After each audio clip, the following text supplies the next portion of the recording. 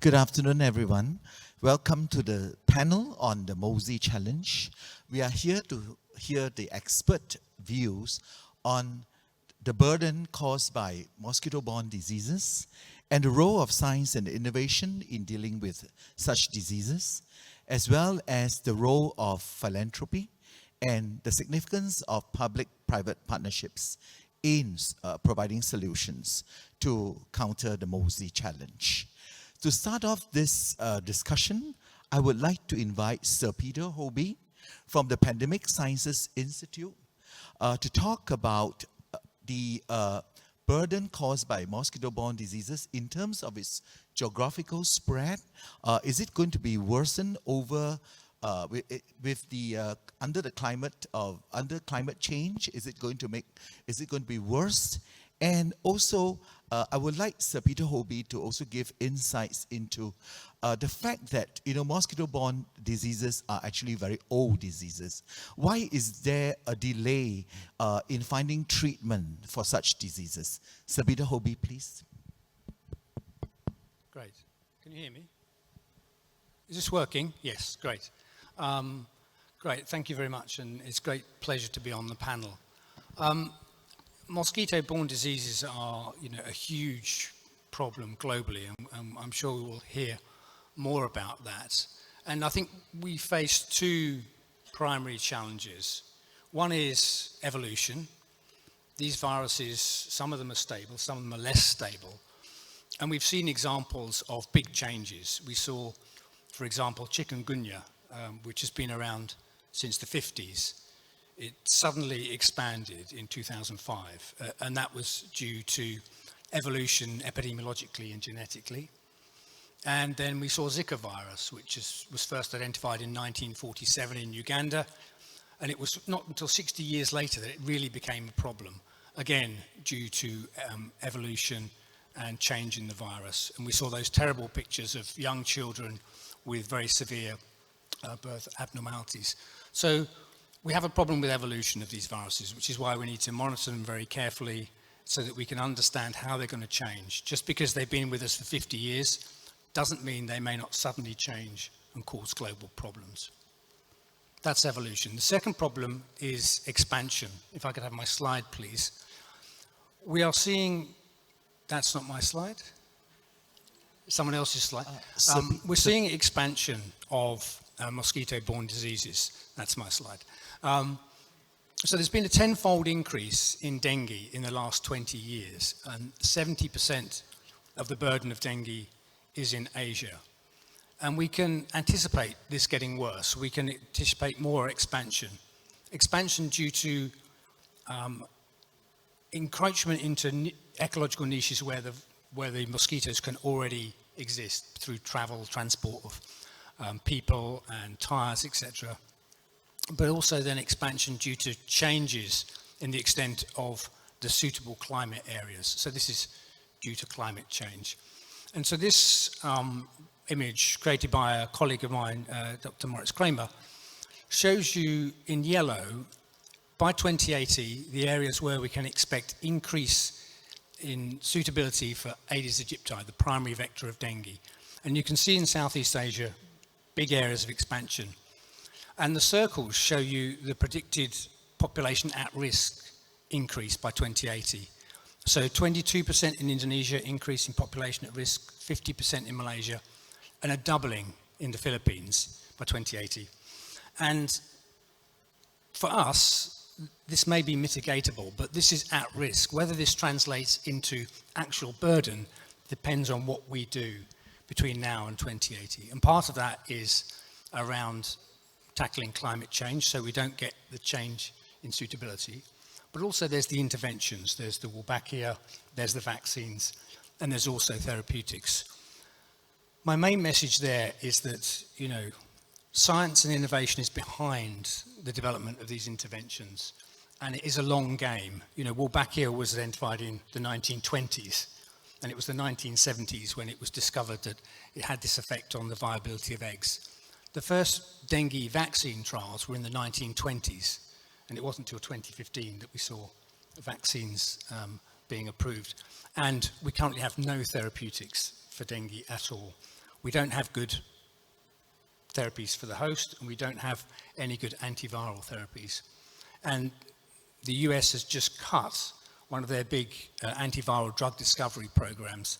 So I'm afraid we are looking at a worse environment for developing these interventions. So I think my message is that we have good interventions that need a lot of investment in science, because it may take 10, 20, 30, even 50 years for them to reach a point where they can be used successfully, like the Wolbachia and the vaccines. Thank you, Sir Peter. So it's like, the treatment part is always like a marathon, but there are certain sprints that we can look at in dealing with the Mozzie challenge. So I'd like to move next to Dr. Rose Nanimuddin, who is the former director of the Sabah Health Department and currently professor of the International School of Medicine, Science and Management. And Dr. Rose has a wealth of experience in looking at an integrated approach in addressing mosquito-borne diseases, especially dengue. So Dr. Rose, in the interest of time, can I suggest that maybe we want to look at one aspect of, an important aspect, because you have always been telling me that, the disease can only spread if there's human, there's vector, and there's a virus. So I think it's difficult to deal with the virus, because virus is, all over the environment. And then the humans as well. It's difficult to educate humans thoroughly to avoid mosquito bites and things like that. Can you maybe give some insights into the vector control programs that you have been managing? And how you control the mosquitoes, the larvae, and the pupae, and so on. Because there's always, when a mosquito is infected, there's always this risk of the pupae and larvae getting infected as well. Yeah. Thank you, Dr. Lee, and thank you for having me here. Can I have my slides, please? Okay. Actually, in the dengue preventions and control measure it's a very complex, not only for dengue, but also for vector-borne diseases, because the vector is actually from various types of mosquito. It can be Aedes mosquitoes, even Aedes aegypti and Aedes albopictus, Mansonia, and also like Culex, and also like other mosquitoes, vector-borne diseases. So as we have discussed, that the infections of vector-borne diseases must have human, virus, and also the vector. So any of these factors does not exist, the infection will not occur in that certain area. So to tackle is also difficult, because you got to tackle everything. And as in my slides, if you see the the cycles, this is actually at least 7 factors that influence the spreading of vector-borne diseases, especially for dengue. Environmental aspect, especially environmental cleanliness, architectures design, the building design that accumulate water, urbanizations, high-rise building. And if you look at the climate change actually give a lot of impact to the vectors. It increased the vector activity, is shorten the life cycle of the vectors, where the population can increase very tremendously. And also in the human now, we are very mobile. We have like, anybody can fly. So we can go to Europe, we can go to China, we can go to Korea. So we bring some of these people infected, actually bring the virus to this country. So the other factors, actually the dengue virus itself. We have no vaccine, we have no antivirus, we have no medication on it. And this virus are very intelligent, because it got 4 serotypes. And with 4 serotypes, one individual can be infected 4 times. So this is very challenging to us in terms of controlling dengue. And beside that, the other factors that our control measure, for example, fogging, larviciding, has not been very effective to control the vector-borne diseases, because we need more innovations product. For example, product that can actually last long in the environment, stay longer in the effect can stay longer in the environment. Some of our larviciding, for example, can last only for 1 month to 3 months. But if there's a heavy rain in that area, this larvicide can be diluted and the effect will be less. So we need to have a more innovative products in terms of larviciding, maybe insecticide, that can also help in the dengue prevention. So the other strategies that we need to use way forward in terms of controlling vector-borne diseases, we need to have an integrated management. Mean that it is not only the agenda of Ministry of Health, but it's the agenda of the government and other ministry. For example, when we implement the integrated vector management, especially a dengue program in the school was led by the Ministry of Education. So they help us to implement this program in the school. And for example, major cleanliness campaign, it being led by the Ministry of Housing and Local Government. So when every ministry take dengue as their agenda, so this is how our prevention is more effective and more beneficial to the people. Thank you very much, Dr. Rose. I just wanted to ask one more question about the larvicides. Is it possible to actually innovate using environmental bacteria, plant compounds and things like that, grow more plants of certain types, introduce more environmental bacteria into the environment to control the larvae? Yes, I think it is very useful if we have an environmental source to prevent the spread of disease. For example, like what Malaysia and Singapore has did, we implement the Wolbachia mosquitoes in the dengue prevention and control. And this is very useful, and it is very safe to the people compared to using like chemicals in our environment. Thank you very much. Thank you, Dr. Rose. At this juncture, I would like to say, to tell everyone that there is going to be a learning journey to the National Environmental Agency Wolbachia facility to look at how they produce the Wolbachia infected male mosquitoes that can be released to the environment to curb the mosquito populations. So if you are interested to find out more about Wolbachia, please do sign up for that learning journey. Thank you. And I would like to move on to Professor Teo, who is the Dean of the Saw Swee Hock School of Public Health. Professor Teo's institute has been doing active modeling to look at predicting the outcome of the environment, the mosquito-borne diseases. How is it getting worse?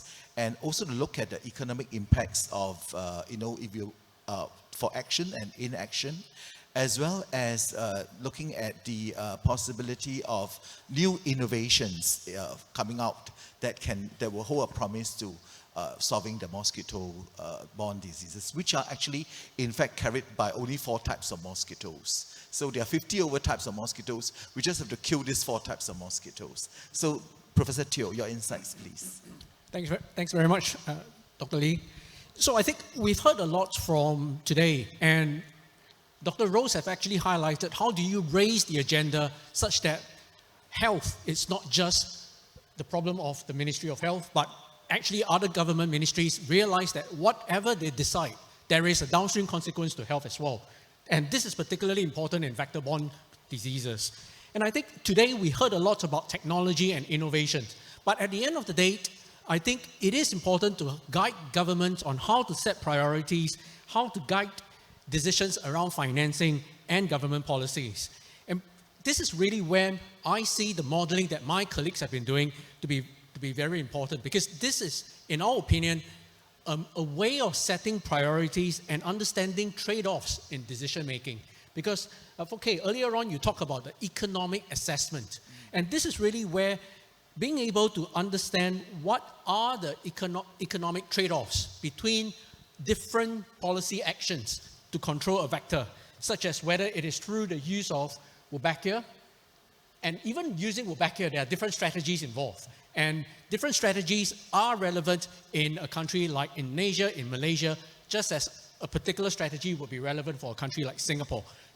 Different policy actions must be decided on the basis of what is the disease burden and what is the economic trade-offs in a particular country. And when we start to think about these policy actions, understanding the different policy strategies to control vector-borne conditions, you talk about Wolbachia, which is an innovative use of bacteria to infect the larvae, to infect the mosquitoes. We could think about vaccines, which was what Sir Peter had talked about, whether it is malaria vaccine, whether it is a dengue vaccine. But at the same time, there is still the traditional environmental vector control that Dr. Rose talked about. All of this comes with an economic cost to the government when they are trying to decide what works and what didn't. And that is where the economic analysis actually comes in to help to guide governments as well as actually philanthropists on what are the right actions to take for that particular setting. And the way I think about it is that dengue, which is what we've been focusing on, is a city-based disease. And if we look at what's happening in the megatrends around the world, we have rapid urbanization, we have increasing climate changes, which results in increasing temperature. What this points to is a very clear signal that the problem of vector-borne diseases, especially dengue, is going to rise, not just in the tropical countries, but even in temperate countries. So with that, I think if there's a call to action, when we think about tackling the Mozzie challenge, it is about the innovation and the technology, but at the same time, it is also about making sure that governments know how to set the right priorities, and that means the blended financing that we heard about earlier on for capacity building suddenly becomes very important on top of the innovation and technology. Thank you so much, Professor Teo. Very insightful into what we should be doing in terms of finding the right solutions that meet our requirements.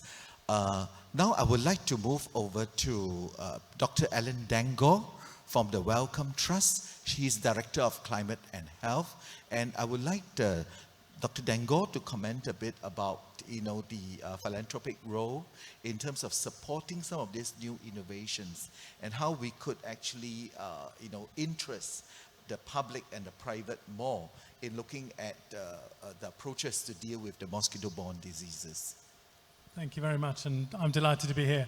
And I looked at the agenda and saw that this was the last panel of the day and I was likely to be the last speaker. So I kept my slide very brief, if I can have my slide thing, because I really only want to say 3 things. The first thing is, if I could have my slide, please. The first thing is that there is a challenge. Yeah, challenge. And that challenge is, and we've heard the Mozzie challenge is a really, really nasty challenge, and it's only going to get worse because of climate change. And what this requires is a huge amount of collaboration, academic collaboration. And for those of you that have ever been academics or ever worked with academics, academic collaboration is itself a challenge, but we'll leave that one to its side.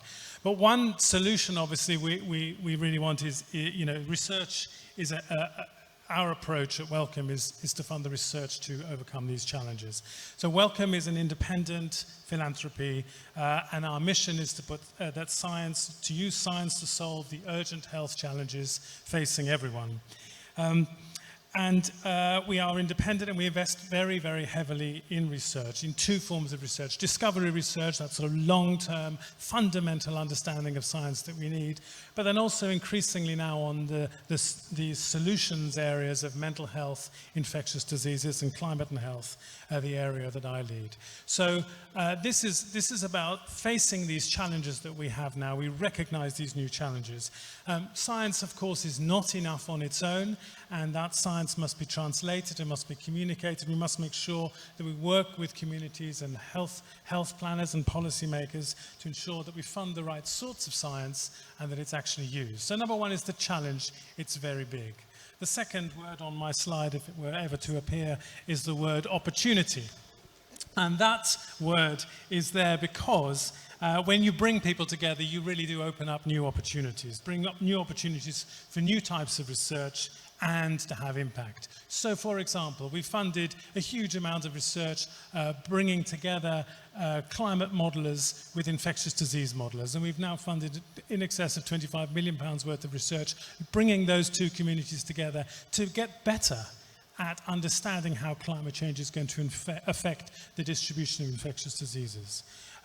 We've recently just closed, we've just made announcements on a new call where we're asking people who work on dengue and on Zika to understand what happens, what are the clinical outcomes, what are the immune outcomes when these two diseases co-circulate. So new ways of bringing together science. And in that one, in fact, we're working with Dr. Li Ching from the NEA here in Singapore, so we're really delighted on that. And then, of course, when you bring people together, you also bring partners together, and there's new ways to partner, and these public-private philanthropic partnerships are increasingly important. And we support consortiums on vaccines to develop climate-informed vaccine strategies. We support the World Mosquito Program and CHAI and others to catalyse ecosystems for Wolbachia introductions. And we're very pleased at the moment to be developing a new partnership with the Philanthropy Asia Alliance to coordinate the evidence that's needed to reduce the burden on dengue and to deliver the regional solutions. And the dengue distribution is, of course, as you've heard, being massively changed by climate change, and therefore to be able to understand and share those learnings is going to be critically important, and we hope to be able to make that announcement relatively soon.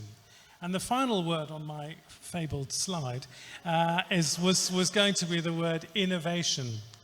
And so, you know, science, so that means that we want to innovate in science, but we also want to innovate in how we fund. And Jeremy made this point just now. As philanthropies, you have a particular role. I would say, as philanthropies, you have a mandate to do something different. It's your responsibility to do things differently from government, to do things differently from the private sector, to take risks, to diversify, to experiment in ways that the government and the private sector cannot do. And now it's a critical moment for us to think about how we bring philanthropies together, how we work in a more coordinated manner, and how we drive that impact. And we're really pleased that together we're coordinating with the Rockefeller, but also in partnership with the Philanthropy Asia Alliance, Temasek, and many of the other partners in the room here. We've built a coalition of funders at that intersection of climate and health who are coordinating, who are aligning, who are strategizing together in order that together, as a group of philanthropies, we can tackle the major challenges facing us now. Thank you. Thank you so much, Dr. Danger. Yes, I'm so sorry that your slide didn't come out, but I must say that Dr. Danger's slide is the most important of all the slides. I spent hours on it, yeah. And he has only 3 words: challenge, opportunity, and innovation. And he said it correctly, because when there's an opportunity, when there are labs, agency, center of excellence wanting to come together to actually look at how mosquito viruses are mutating, how the vector control programs, are they effective or not, and both Temasek Foundation and Wellcome Trust actually had this opportunity at the same time, and actually we come to an agreement that Temasek Foundation and NEA will support the work in Asia, while Wellcome Trust will support the work in Africa. So I think that's a very good way to look at the opportunity that we have, and then to look at the innovations that we're going to put in place. So the next thing I want to mention is that we come across a very good progress in the development of an antiviral in a few of the European laboratories, but unfortunately, because the sponsor, who is actually Johnson & Johnson,